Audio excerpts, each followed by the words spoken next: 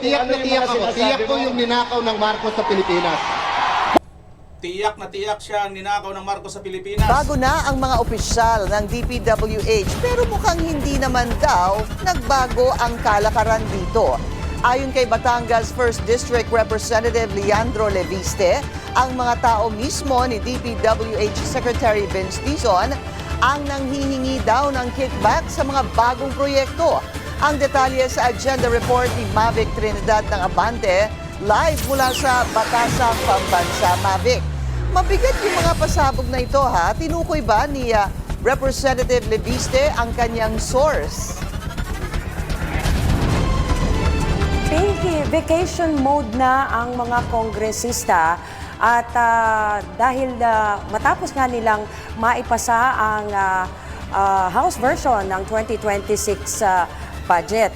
At pero tila iba ang mood ni Batangas 1st District Congressman Leandro Leviste at sa kanyang press conference kanina, panibagong pasabog ang ibinunyag ni Leviste, kaugnay pa rin ng controversial na flood control project. Pero sa pagkakataong ito, sangkot daw dito ang mismong bagong talagang si DPWH Secretary Vince Dizon. Yun na mga kababayan, ang tindi po nitong Marcos administration. Napakatalamak po talaga mga kababayan. Ayon nga po dito kay Senator Alan Peter Cayetano, siguradong sigurado po siya sa mga ninakaw nitong mga Marcos. Kung inyo pong matatandaan mga kababayan, ito pong nagtrending na mga debate ni Cayetano at Senator Marcos that time. Parehas po silang senador at parehas po silang tumakbo bilang vice-presidente. Ito po ang mga sinasabi dito noon araw mga kababayan. Sariwain po muna natin. Dapat tiyakin mo muna sa ulo mo. Tiyak na tiyak ako. Tiyak ko yung ninakaw ng Marcos sa Pilipinas. Tiyak na tiyak ko yun. Hold on. Mga kababayan, alam kong sa Europe nag-aral si Senator Bongbong kahit peke yung diploma. Pero Ibang issue na yan, Senator Alan. ang sinabi ko po na magiging congressman ka, that's sarcasm.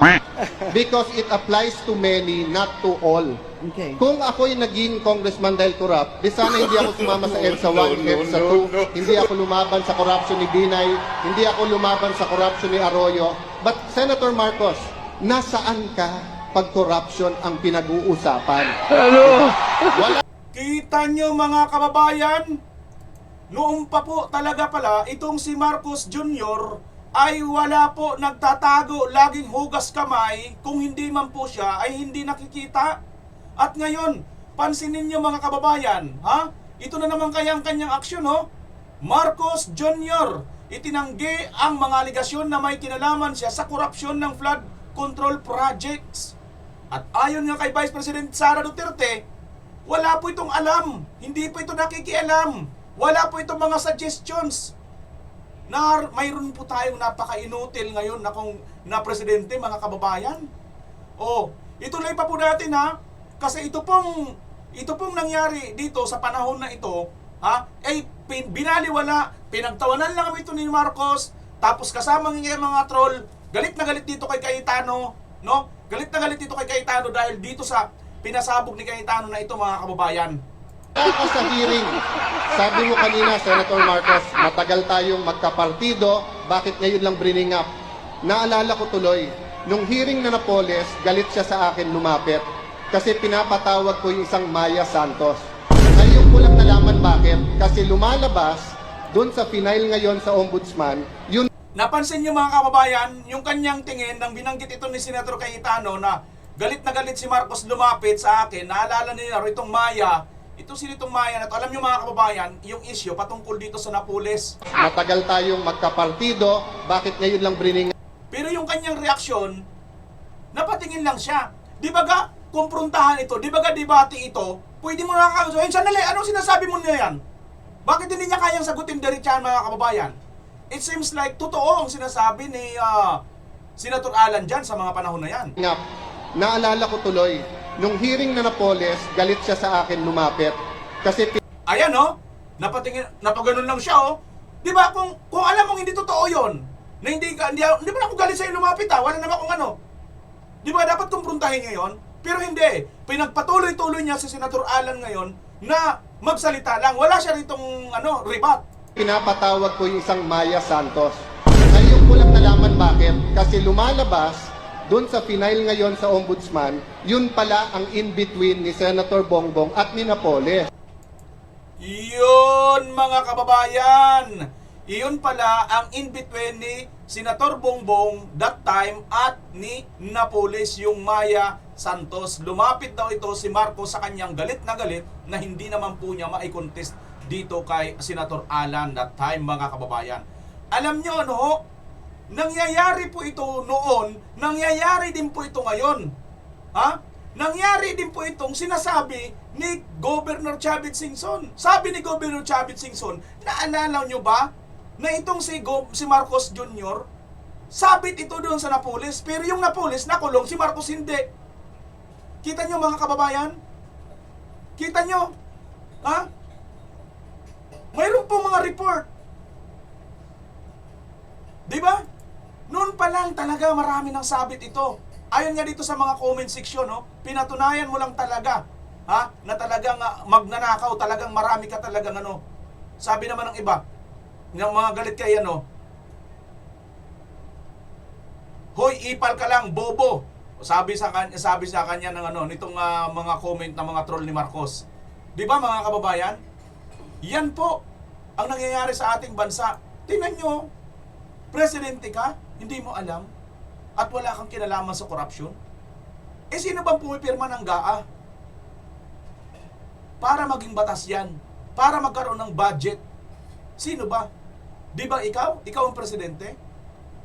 Naku mga kababayan, napahaba na po siguro ang ating intro, pero yan po ang ating pag-uusapan ngayon. May matindi pong pasabog itong batang kongresista na si Congressman Libesti ng Batangas. Mayroon na tayong isang batang congressman ng Cavite na si Congressman Kiko Miao Barzaga, na isa rin po ito sa lantaran pong nagsasalita laban po dito sa mga Marcos administration. At ito naman pong isang Libeste, bata rin po, Gen Z rin po, ay ito rin po ngayon ang nagsasalita na ito namang bago na, mga kababayan, bago na supposed to be itong itinalaga ni Marcos Jr. na DPWH. It seems like sangkot na naman sa korupsyon. Mayroon pa ba tayo talagang aasahan dito sa Marcos administration? Yan mga kababayan ang ating ipagpapatuloy na panunuorin at re-reaksyonan. Malalaman po natin dito, papaano ba? Ano ba talaga ang dahilan? Bakit itong Marcos Jr. nananatili pa rin hanggang ngayon? At ano ba talaga ang kakayanan ng mga Gen Z para pabagsakin, para mapatalsik, para mapalayas ang kurap na namumuno sa isang bansa? Alam nyo, mayroon po tayong mapapanood ng mga example, mga kababayan, na ito yung mga nagawa ng mga Gen Z na po pwede pong magawa din dito sa Pilipinas. Panoorin po natin ang buong detalye ng video ito. Ngunit bago yan, sa mga nakikisuyo po ako sa ngayon palang nakabisita sa aking channel, paki-like, paki-share at paki-subscribe, paki-pindot yung notification bell all para lagi kang updated sa aking mga video at uploads. Maraming salamat, malaking tulong na po yan sa amin ng mga content creator, mga kababayan. Tuloy na po natin itong si Libeste. Ano bang kanyang sinasabi? Sa kanyang halos 2 oras na pagharap sa media, kanina sinimulan ni Libeste ang kanyang mga pahayag sa isang presentasyon. Nanawagan kaagad siya kay Dizon na isapubliko ang lahat ng mga panibagong proyekto, mga halaga at ang mga ponente nito sa bawat distrito na ipinasok ng DPWH sa 2026 budget. Ito ay base na rin sa pangako daw ni Dizon na isapubliko niya ang mga proyektong inilagay nila sa pambansang pondo nang bigyan siya ng pagkakataong baguhin ang unang panukala. Pero sabi ni Libeste, tila hindi ito nasunod hanggang sa maipasa ang House version ng General Appropriations Bill para sa 2026. Dahil dito, hinihiling ni Libeste kay Dizon na bago sumalang sa Lunes sa budget hearing ng Senado na i-disclose o isapubliko ang mga impormasyon ng mga proyektong kasama ngayon sa panukalang pambansang budget ng DPWH. That a lot of that non-allocable budget, of which there is available data that can be disclosed, has been reported to be given in exchange for consideration. And the consequence of this system is that yung distrito na walang kickback ay nababawasan ng budget at yung distrito na may kickback ay binibigyan ng budget. Bukod dito, nais ni Leviste na ipaliwanag ni Dizon at ng ilan sa kanyang mga tauhan sa DPWH ang umano'y koneksyon daw nila sa ilang kontratista. Sabi ni Leviste, mismong sa kapwa niya kongresista narinig na umano'y nanghihingi na ng kickback ang mga itinalagang opisyal ni Dizon sa mga kontratista. Bukod pa sa impormasyong ang mga tauhan daw ni Dizon ay mga kontratista rin. Secretary Dizon or members of his team have connections with DPWH contractors. I was told by one source, some in his team are contractors. And yes, this is just what I was told. And I was told by another person that others on his team, even those who are not contractors, have been talking to contractors at may hinihingi. Bagaman hindi niya inaakusahan si Dizon, paniwala ni Leviste, may posibilidad na totoo ang kanyang mga narinig.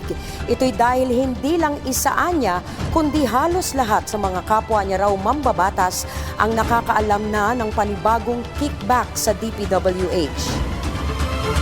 Oh, si Martin Romualdez mambabatas o hindi? Oh, mambabatas. Oh, ngayon, sinasabi dito ni Leviste, halos lahat. Halos lahat ng mga mambabatas ay alam na. Alam na ito.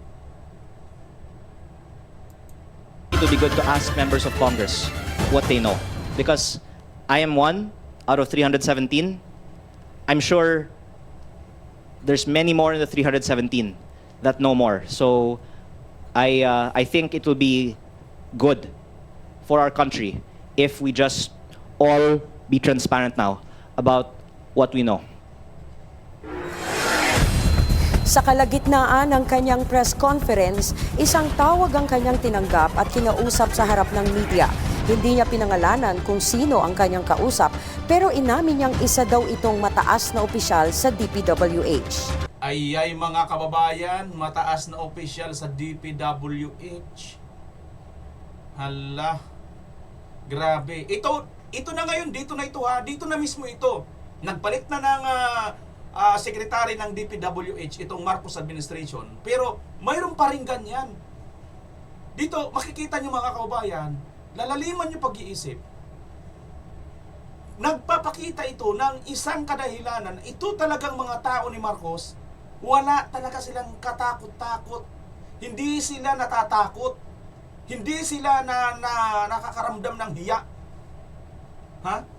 Napakawawalang hiya talaga. Alam na nila na matindi na po ang issue tungkol dito sa corruption, pero napakalakas pa rin ang loob nilang gawin ito. Nagigits niyo po yung punto dito mga kababayan? Saan sila humuhugot ng kapal na muka, lakas ng loob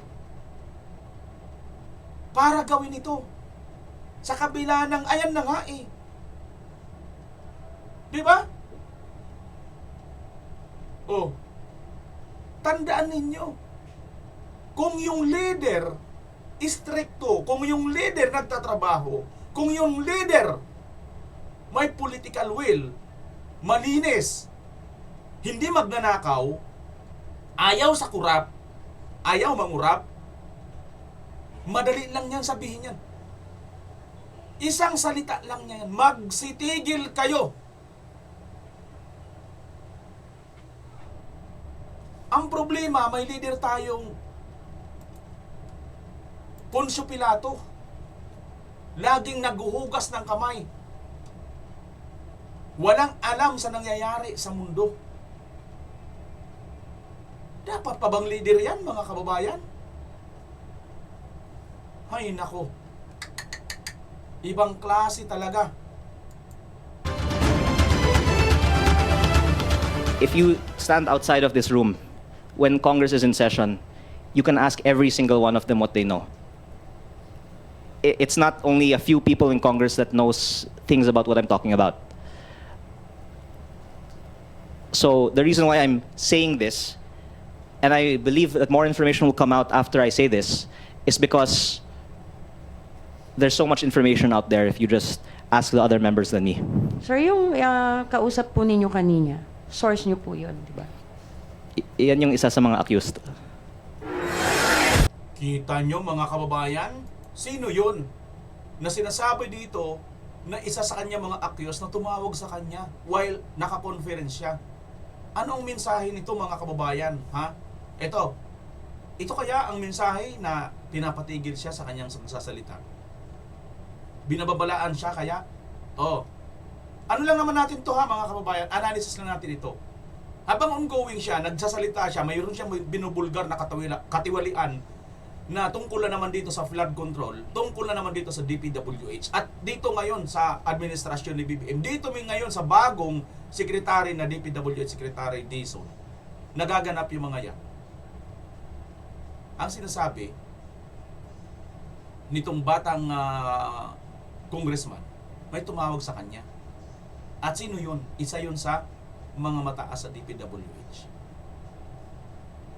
At bakit siya tumatawag? Hindi kaya pinapatigil siya? Kaya mga kababayan, mahalaga siguro, mabantayan din natin itong batang ito. Kung ito bang batang ito, nagpapasikat lang din, para lang din makilala ang kanyang pangalan? Or talagang mayroon itong ibubuga bandang huli? Abangan natin kasi mga bata pa ito, katulad din ni Congressman Kiko Barsaga. Dahil mga bata pa nga, hindi naman pa tayo basta na lang gullible na maniniwala kaagad. Hindi naman tayo basta rin na hindi maniniwala. Pagbigyan natin ng mga chance. Kaya lang, one thing is for sure. Gumagawa po ang mga kalaban, gumagawa po ang mga masasama, ang mga mandarambog, gumagawa sila ng paraan papaano nila mapaikot ang lahat. Di ba? Papaano nila i-bend lahat. Tingnan mo si Rimulya, di ba? Talamak. Tagabaluktot. Babaluktutin yung tuwid na batas, babaluktutin para pumaling, pumabor sa kanila. Ganyan po ngayon itong administrasyon ito. Napakatalamak po. Nang tanungin kung sino ang tumawag kay Congressman Leviste, ay hiniling niyang wag nang isiwalat dahil baka hindi na raw magsalita pa sa kanya. Isang open letter, Pinky, ang ipinadala ni Congressman Leviste kay Secretary Dizon noong pang nakaraang linggo para ipaalam ang mga impormasyong ito, pero hindi daw tumugon ang kalihim.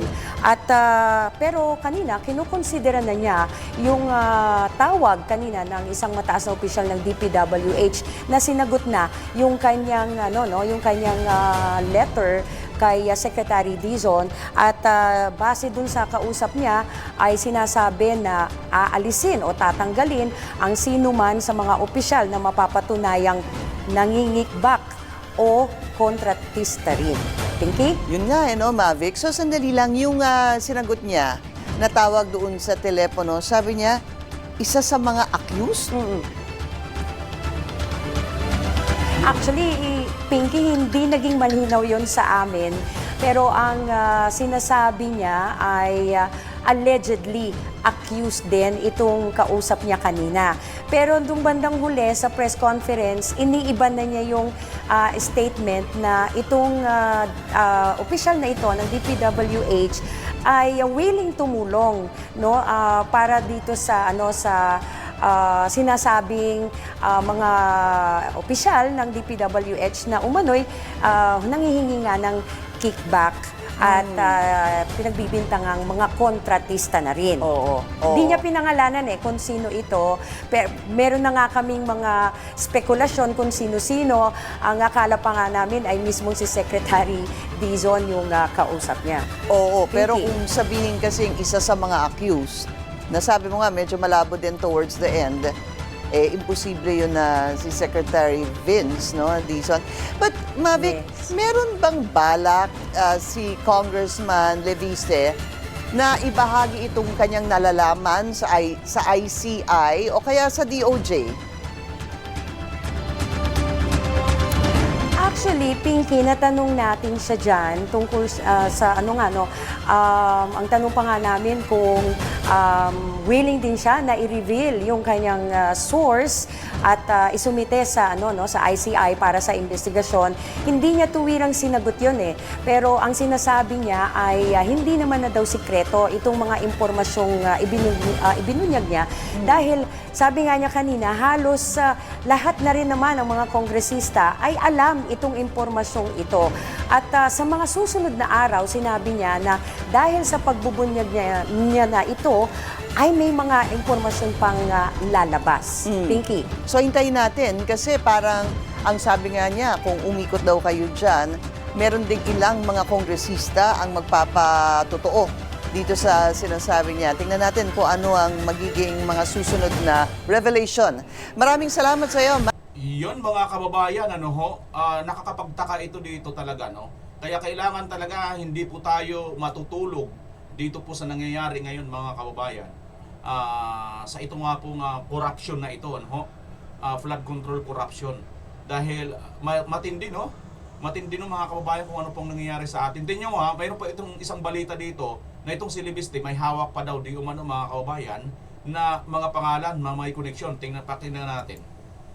Ano po ba ang masama kung si Yusek Ari Perez ay may nakausap na mga kontraktor?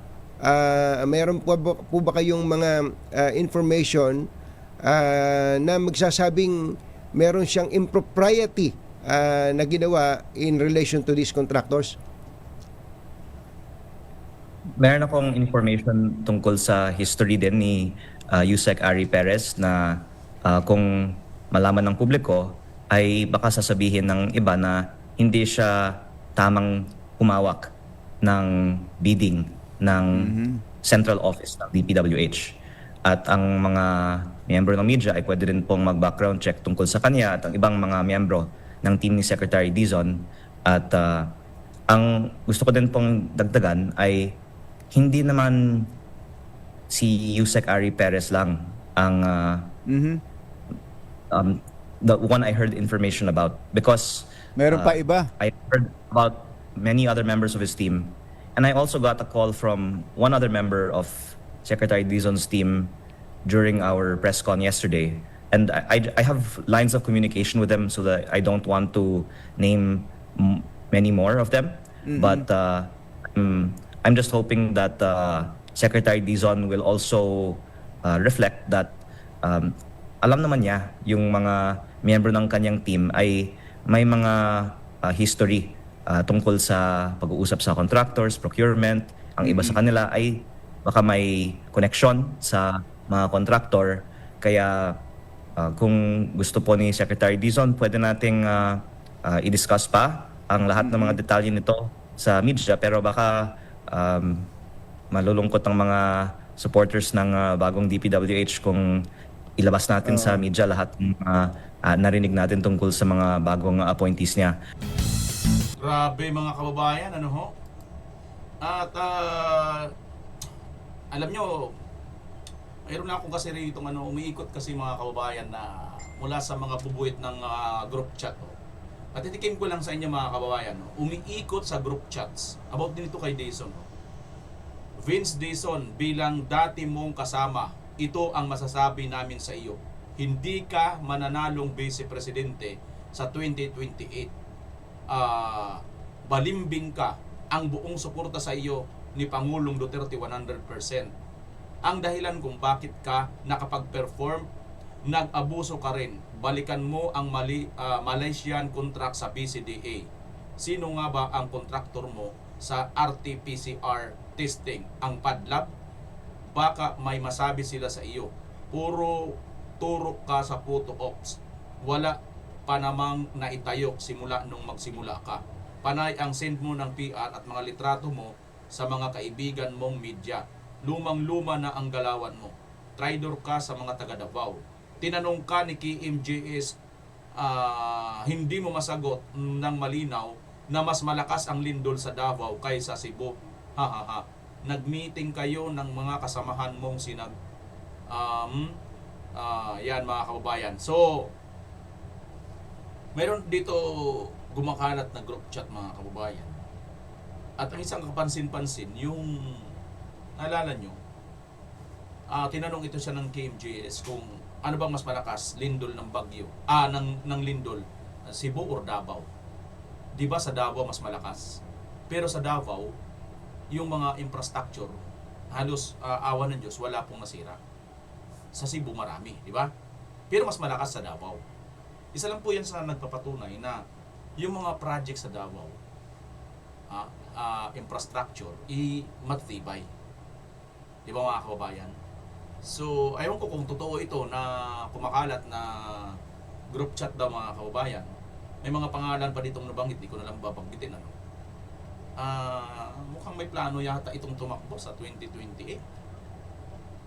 Aba, mga kababayan. Hindi natin alam kung totoo yan, ha? Basta yan ay i-share ko lang sa inyo. Yan, mga kababayan. So, ito pa. Tingnan nyo ito. Hindi lang sa umano'y ghost flood control projects nakakubra ng kontrata ang kumpanyang may kaugnayan kay former Ako Bicol Party List Representative Saldico. Ang isang overpriced daw na farm-to-market road sa Daraga Albay, hawak din ng pamilya ng dating kongresista. Ang detalye sa exclusive agenda report ni Joash Malimban live mula sa Legazpi City, Albay. Joash, ano na ang sitwasyon ng project na ito? Corina, ilang buwan na dapat tapos yung binisita nating proyekto kanina na farm to market roads doon sa may Daraga Albay. Pero pagbisita natin kanina, tila nasa excavation phase pa rin yung proyektong ito. Kaya yung ilang mga residente doon may panawagan sa pamahalaan. Putik-putik at tila mga bagong bungkal na lupa pa rin ang makikita sa ongoing farm to market road project na ito sa Barangay Kidako, Daraga Albay. Kahit na ayon sa kontrata, mayroon lamang 54 calendar days ang kontraktor para tapusin ang proyekto mula nang simulan ito noong Marso o halos 6 na buwan na ang nakalilipas.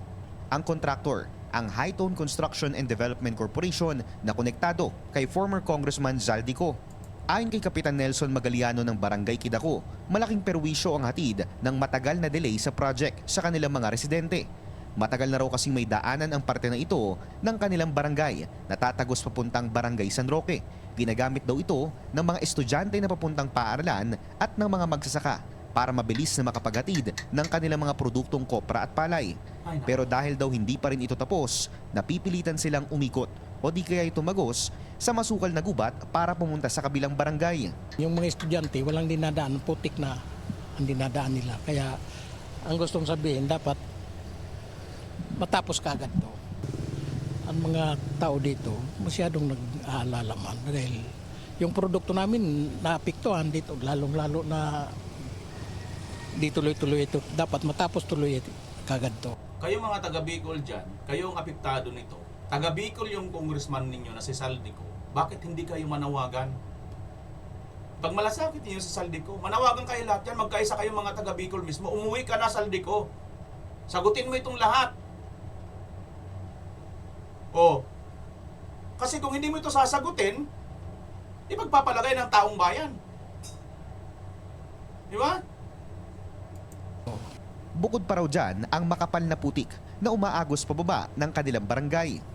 Sana po mga diyan sa office ng DPWH engineer po na sana matulungan na po kami matapos na po itong project, government project sa farm to market road.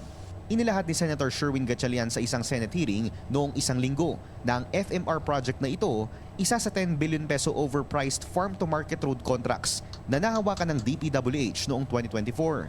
Nagkakahalaga ang 370-meter road. 2024 ito mga kababayan ha. 2024 ito, panahon ito ni Marcos. Pagkatapos, Saldico na naman ang issue. Maliwanag, kitang-kita. No? Pero ngayon, ililininis na nila. Dadalhin nila doon kay Tatay Digong. Dadalhin nila kay Senator Bongo. Dadalhin nila sa Davao. Road ng mahigit 44 million pesos o katumbas ng 120,000 pesos per meter. Kahit na ayon sa Department of Agriculture, nasa 15,000 pesos per meter lang ang presyo ng isang standard FMR. Sinuri ng Billionaire News Channel ang contract agreement ng DPWH at Hightone. Pinakamalaki ang cost ng umano'y surplus common excavation na aabot sa mahigit 10 million pesos. Ikalawa ang sementong ilalagay na aabot sa 7.6 million pesos.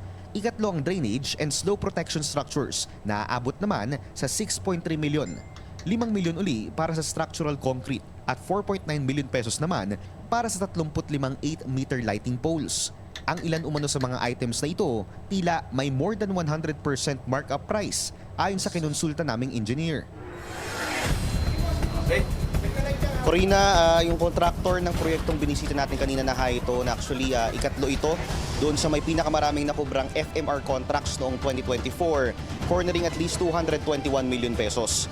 Una nang sinabi ni Senator Gatchalian na isa ang Bicol Region sa mga umano'y pinakamaraming overpriced farm-to-market roads sa nakaraang 2024 GAA budget allocations. Bukod sa albay, malaki rin umano kasi yung pricing doon sa may parteng Camarines Sur na abot pa raw sa mahigit 260,000 pesos per meter yung presyo ng mga FMR. Corina.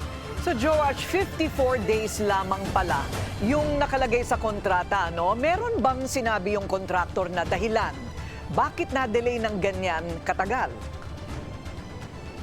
Alam mo, Corina, hindi rin natin ma-identify din talaga kanina yung cost ng delay nitong project na ito dahil tumanggi magpa-interview yung foreman na nandun sa project site kanina. Pero nakausap natin yung kapitan, ang kwento niya lang is na nung nag-start yung proyekto few months ago, bigla itong natigil. Tapos biglang bumalik ulit yung contractor. So until now, hinihintay pa rin natin yung statement mula sa Hightone siguro or sa DPWH regarding dun sa naging delay dito sa kontrata or sa project na ito. Corina. So, Joach, hindi naman kaya basta-basta iniwan ng gumagawang contractors? Yung statement mula sa Hightone siguro or sa DPWH yung proyekto. Ayan mga kababayan, no, kapansin-pansin, GAA. GAA, di ba mga kababayan? So sino ba ang nagpirma niyan? Di ba sinasabi ni Marcos, walang blanco sa GAA. So tama nga, no? Tama nga na walang blanco, pinirmahan niya. So ano na ito ngayon? Na yung mga pinirmahan mo? Ha? Ito lang nangyari sa mga pinirmahan mo, Marcos Jr., tatanggi ka pa? Na wala kang kinalaman? Sasabihin mo pa wala kang kinalaman? Wala kang kinalaman sa corruption sa flood control. Oh, pero ikaw yung pumipirma sa GAA. Ha? Di ba? O ito pa mga kababayan, tingnan nyo pa ito, overpriced na naman, 10 billion. Nabisto sa Senado ang 10 bilyong pisong halaga ng overpriced na farm-to-market roads. Ang ilang kontraktor na sangkot dito, dawit din sa flood control. Kabilang ang dalawang kumpanyang Ayan mga kababayan, ha? Ang ilan ng mga kontraktor dito, dawit din sa flood control. Ang sabi ni Marcos, wala daw siyang alam sa corruption sa flood control. Pero, ngayon yan, ang issue, dawit din sa mga flood control, yung mga nangyayari dyan ngayon ng mga katiwalian. Ugnay kay dating Congressman Zaldico. Narito ang aking report. Conditional cash transfer. Hindi pa tapos ang investigasyon sa mga maanumalyang flood control projects. Gara pa lang overpricing naman ang nadiskubre ng Senate Finance Committee sa mga ginawang farm-to-market roads sa iba't ibang bahagi ng bansa. Ayon kay Senate Finance Committee Chairman Win Gatchalian, umaabot sa 10 billion pesos ang halaga ng overpricing noong 2023 at 2024. At ang pinakamalaking bahagi Ano daw mga kababayan? 2023 at 2024. Ay hindi, balik tayo doon sa panahon ni Duterte. ay ibinuhos sa Bicol Region at Eastern Visayas. Oh, Bicol Region. Hindi, doon tayo sa Davao. Davao tayo. Matatanda ang taga Bicol si dating Congressman Zaldico. Hindi, taga Davao yan si Zaldico. Taga Davao yan si Zaldico at si Martin. Martin Luther King, sabi ni Atty. Rowena Guanzon. At taga Leyte sa Eastern Visayas naman si dating House Speaker Martin Romualdez. Base sa pagsisiyasat ng Senate Finance Committee, lumobo raw ang presyo ng farm-to-market roads sa nakaraang 2 taon. Mula sa 10 million pesos per kilometer, tumaas daw ito sa 300 million pesos per kilometer. Hindi yan. Fake news yan, yung 2023, 2024, 2016, 2017, 2019. Panahon ni Duterte, fake news to. Fake news yan. Una, ayaw ko nga maniwala eh. Kasi Ay, hindi, huwag kang maniwala kasi fake news yun. Tignos yun, 2019, 17, 2020, panahon ni Duterte yan. Hindi yan nangyayari yan ngayon. 300 million per kilometer. Parang gumawa ka na ng tulay nun eh. No? Pero kung iisipin natin, kanina lang lumabas sa news, merong 421 na ghost projects na nadiskubre na ng Department of Public Works. Walang imposible sa korupsyon eh. No? Talagang pag korupsyon, gagawing ghost project, gagawing sobrang overprice, basta lang makakubra ng pera. Lumalabas din na ang ilan sa kontraktor ng mga proyekto ay kasama sa top 15 contractors na dawit sa ghost flood control projects. Kasama na dyan ang Hi-Tone na nauugnay sa kapatid ni Zaldico at ang SunWest na iniuugnay din sa kongresista. At this time, with that 400 plus ghost projects, anything is possible now. No? Anything is possible. Sabi nga ni Secretary Tio Laurel, may ghost projects in FMR na nakita sa isa pa lang yun. But nag-i-inspect sila ngayon. So we have to brace for more of this itong mga anomalies. Nakakapagtaka rin daw na ang mga rehiyon na mas nangangailangan ng farm-to-market roads ang may maliit na alokasyon para dito. Top rice granary natin, walang projects na FMR. No? Yung mga hindi na sa top, yun ang nabibigyan. No? So para sa akin, if you think about itong nangyayari sa flood control at yung mga personalities involved tulad ng SunWest, tulad ng Hi-Tone, hindi katakataka na nalagay ang pinakamalaking allocation ng FMR sa Bicol area. Ire-recommenda rin daw ni Yan no, mga kababayan, yung mga top project hindi nila dinalagyan ng ng pondo, pero yung hindi top priority, yun ang nagiging priority. Di ba baliktad talaga ang nangyayari, mga kababayan? O ito pa. Ayan ano pa itong video na ito? 24 million. O kailan matatapos yan? March 27, 2025, July 3, 2025 din. O ilang buwan lang? 6 na buwan? 24 million July 3, 2025. Ano na ta? October na. Tapos, thank you. 24 million July 3, 2025. Ano na ta? October na. Tapos, thank you. October na, ganyan pa rin ang nangyari, mga kababayan. Di ba? Napakarami na nito. Wala po tayong nagagawa, no? Wala pong nangyayari. Paano kasi? Mga kababayan, napakahusay po nila mag-divert eh. Napakahusay po nila. Di ba? Tingnan nyo, gumawa si Marcos nitong ICI na ayaw naman i-public. Private lang. Sila lang mag-uusap. Sila lang maglulukuhan. Tapos papaniwalain nilang taong bayan. I-livestream ang mga pagdinig. Yan po ang panawagan ng ilang kongresista sa Independent Commission for Infrastructure sa gitna ng investigasyon sa flood control scandal. Hiling din ng ilang mambabatas na mabigyan ng pangil ang komisyon sa pamamagitan ng pagpapasa ng batas para sa contempt powers. Hindi na kailangan yan. Mayroon po tayong Blue Ribbon, mayroon po tayong Senado na ito, mayroon pong contempt power. At ito ay more on, masasabi pa natin na legit talaga na independent. Kasi hindi po yan, ang inimbestigan po dito, mga kababayan, ay ito pong mga kongresista at ito rin pong ibang sinasabi nila mga senador na di umano sangkot. Pero kung tutuusin, mga kababayan, mas independent pa po itong Blue Ribbon Committee kaysa naman dito sa executive na mas napakarami po ang issue na manggagaling dito sa executive. Di ba, mga kababayan? Pero ang ginawa nila, para malihis nila ang atensyon ng tao, punta tayo dito sa ICI. Tapos gagamit sila ngayon ng kanilang mga vlogger, gagamit sila ng kanilang mga influencer, gagamit sila ng lahat ng resources para ma-divert ang atensyon ng taong bayan. Dito nawawala tayo, mga kababayan eh. Tingnan nyo, mayroon pang isang nagsasalita. Itong nagsasalita na ito ngayon. Kumo nga itong si pangalan nito, mag-asawang Diskaya ay nagre-retract na. Ito naman ang isang tagapagtanggol naman ni Marcos.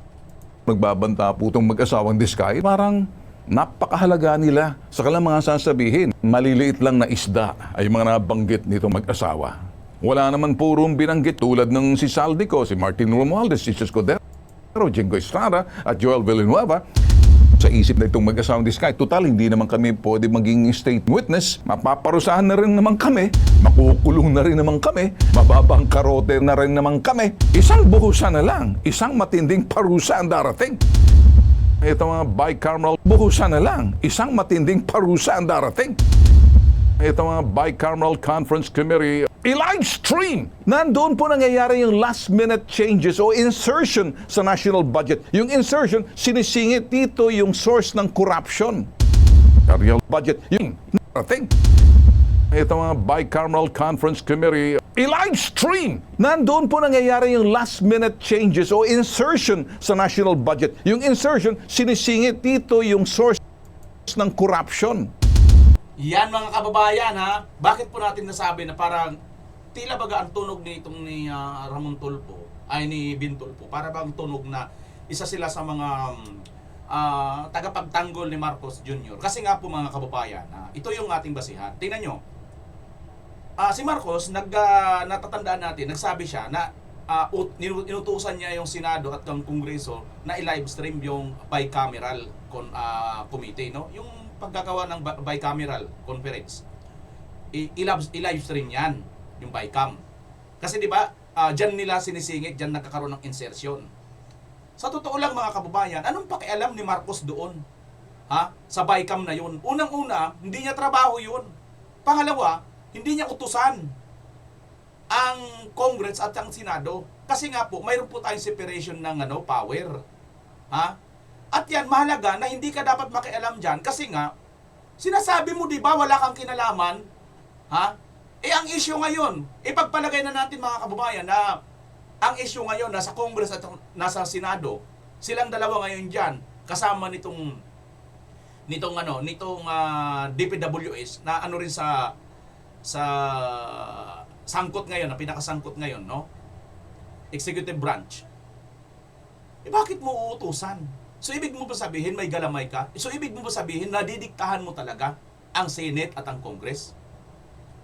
Kung tatanggapin nyo ito, kung tatanggapin ito ng Congress ngayon at ng Senado ngayon, na para bagang tilang inuutosan sila ni Marcos Jr., ibig sabihin, sunod-sunuran din sila kay Marcos. Ibig sabihin, si Marcos talaga ang nagdidikta. Hindi lang sa executive, kundi pati pa rito sa legislative. Di ba mga kababayan? Ako, again, wala ang masama. Gusto ko rin yung sinasabi. Tayo rin ito nananawagan. Dapat i-live stream yan. Katulad nga ng ICI, di ba? Dapat i-live stream. Ang problema, hindi ikaw dapat ang mag-announce nito. Hindi ikaw dapat ang mag-uutos, kundi dapat manggagaling ito sa mga senador at mga congressman. Tama, hindi? Di ba, mga kababayan? Ngayon, itong si Tulfo, tila bagang tuwan-tuwa siya. Hindi niya napansin na, teka lang, mukhang may mali. Mali ito sapagkat hindi mo dapat pinapakailaman ang Kongreso at ang Senado dahil nga po, independent yan. Kung nag-gets nyo po ang punto ko dito mga kababayan, paki-comment nyo po sa baba. Kung hindi naman, paki-comment nyo rin kung bakit hindi nyo nag-gets ang punto ko rito. Ha? Pangalawa, pinuntuan naman niya ang mga Diskaya. Hindi daw mga Diskaya parang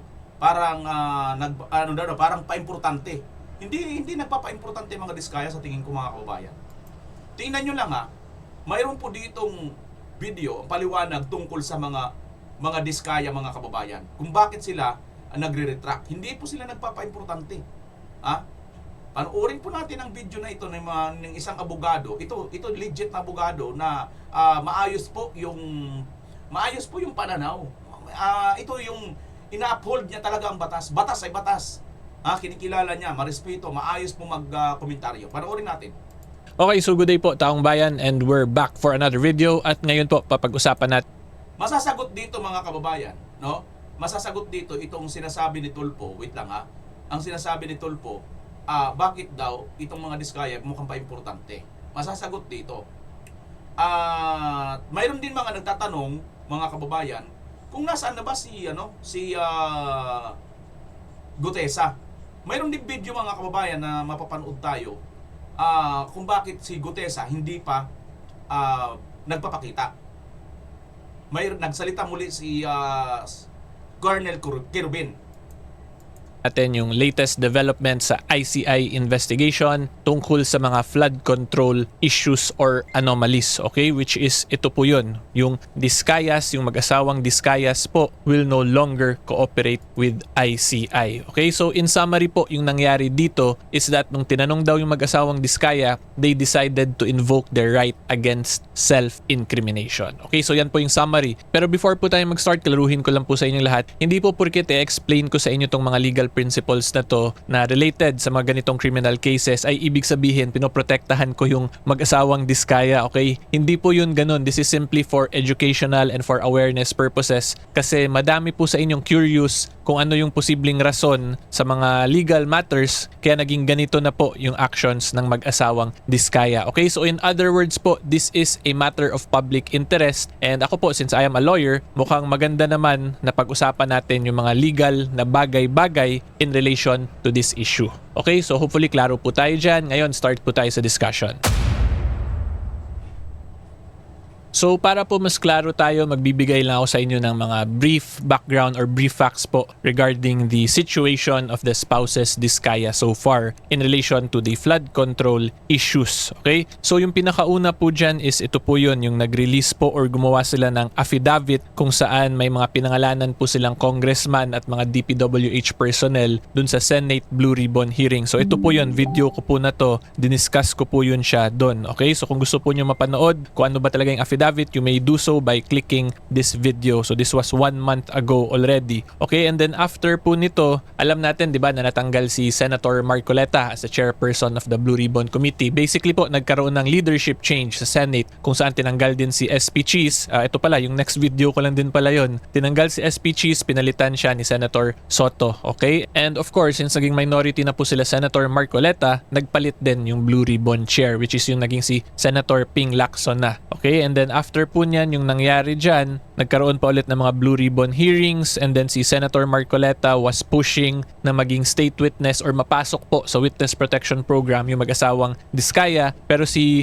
Ombudsman Remulla, nung DOJ Secretary pa po siya nung panahon na to, kailangan daw or gusto niya dagdagan ng requirement na restitution daw muna before ma-admit yung mag-asawang Discaya. So kung gusto niyo po mapanood yung explanation ko dyan, meron din po akong video regarding that. So ito po yung naging next niyan. Until eventually po, di ba, nabalitaan din natin, nag-resign naman si Senator Ping Lacson as the Senate Blue Ribbon Chairman. Tapos nung nag-resign po siya, wala nang mga hearings na nag-undergo sa Blue Ribbon Committee. And then from the Blue Ribbon Committee po ngayon, yung nag-iimbestiga na lang talaga is yung Independent Commission, yung ICI. And from there po, ito na ngayon yung lumabas na ayaw na nga daw mag-cooperate ng mag-asawang Discaya sa ICI because now they are starting to invoke po their right against self-incrimination nung tinatanong po sila ng questions ng ICI. Okay? And yung pinakabagong development po after this is ito po, yung tungkol kay Senator Bongo. Although ito po hindi pa to verified, more on maritesan pa lang po to, itong latter part yung tungkol kay Bongo. So yung mga maritesan po ngayon na pinapag-usapan is yung mag-asawa daw pong Discaya ay ayaw mag-tell all kasi daw may involved daw si Senator Bongo. Yun yung mga sinasabi nila. Pero anyway po, ngayon na-explain ko na sa inyo yung possible reasons kaya nagbago na yung isip ng mag-asawang Discaya.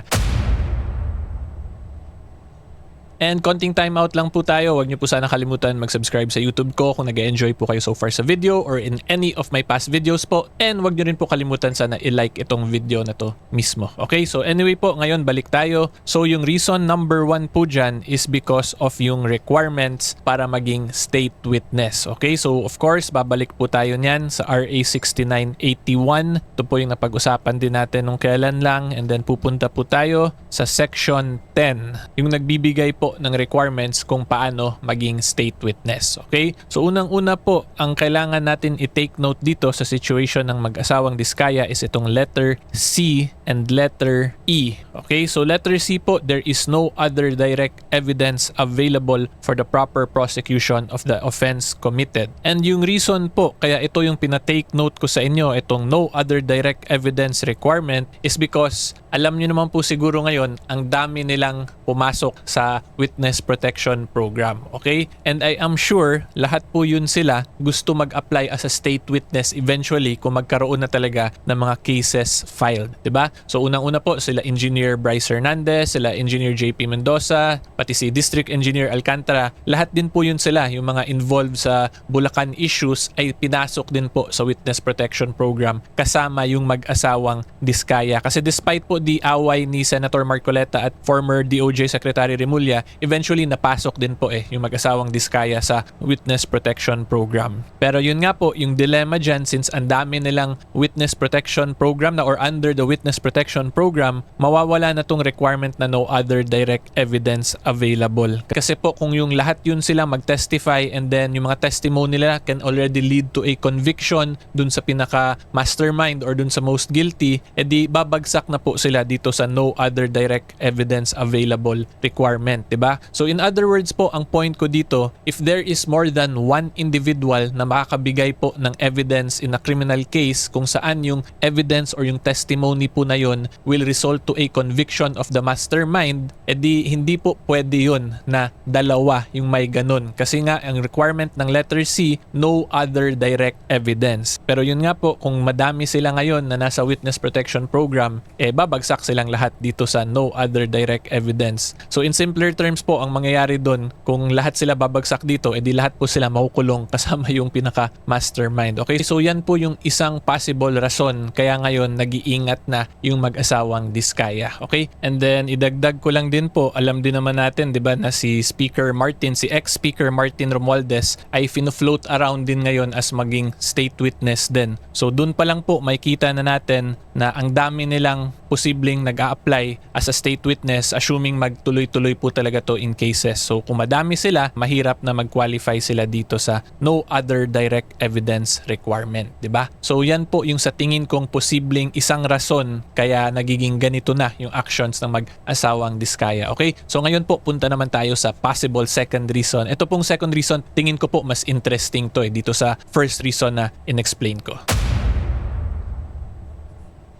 And yung pangalawang reason po is simply for protection po sa mag-asawang Diskaya. Okay? And the reason kaya ko po sinasabing for protection is because lahat po kasi ng sinasabi nila ngayon, lahat po ng ina-admit nila, lahat po ng sinasagot nila sa mga questions, sa investigation, lahat po yan pwede magamit against them later on kung hindi sila matanggap as a state witness. Okay? So para po mas klaro, i-visualize ko lang po sa inyo. 'Di ba yung pinakauna nilang admission is yung judicial affidavit nila kung saan may pinangalanan silang mga congressman at mga DPWH officials. Okay? So in that affidavit po, they admitted to committing either bribery or corruption of public officers. So the reason po, more or less, kaya nila ginawa yun, ito po based to dun sa mga congressional hearings. Ang sinabi po ng mag-asawang Diskaya in one of the congressional hearings is that mas gusto daw nila yung kalaban na lang nila is yung mga pinangalanan nila pero hindi po yung taong bayan daw. Ayaw daw nila maging kalaban yung taong bayan. Mas gusto na lang nila yung mga kurakot daw na politiko na pinangalanan nila. Yun daw yung mas prefer nila. So from that statement po ng mag-asawang Diskaya, pwede po natin isabihin or i-reasonably conclude na they did that out of good faith or meron silang good intent na mag-cooperate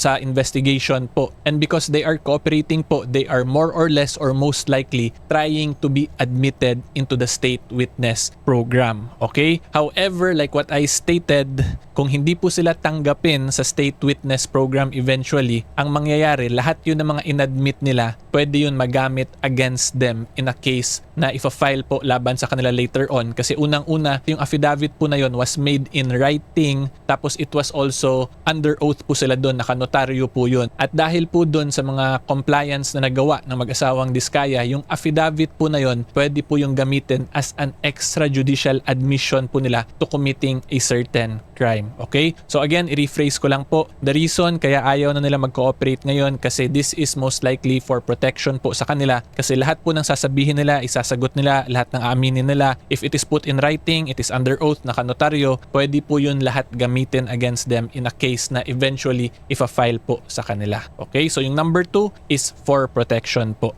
Okay? And as final remarks po, ang masasabi ko lang, kung ito pong mga actions ng mag-asawang Diskaya ngayon ay in-advise to sila ng abogado nila, kung ako po tatanungin, that is actually a good strategy po on the part of the lawyer. Kasi in criminal cases po, kung hindi ka na talaga makaiwas na makulong talaga yung kliyente mo, yung next goal mo po kasi niyan as the lawyer of the accused is pababain po as much as possible yung penalty, 'di ba? So kung tingin po ng abogado na mag-asawang Diskaya mukhang mataas yung chance makulong sila later on kung magkakasuhan talaga. So ang next na lang po niyang gawin, papababain niya as much as possible yung penalty or papakontiin niya as much as possible yung mga cases kung saan posibleng makonvict po yung akusado or kliyente niya. Okay? So again, this is a good defense strategy po kasi kung hindi na po talaga tayo makaiwas sa conviction or sa kulong, ang layunin na lang po is pababaan yung kulong, yung duration of ng kulong or pakontiin yung mga crimes kung saan mako-convict yung accused. And the reason po why I am explaining this kasi there are really cases na kahit na anong defend mo, kung very obvious yung evidence, very clear, hindi talaga na makaiwas sa kulong yung kliyente mo. So pag ganyan, pababain mo na lang para at least po yung maging imprisonment na isa-suffer ng client mo ay hindi magiging mahaba, 'di ba? Kasi yun po yung magiging trabaho mo talaga as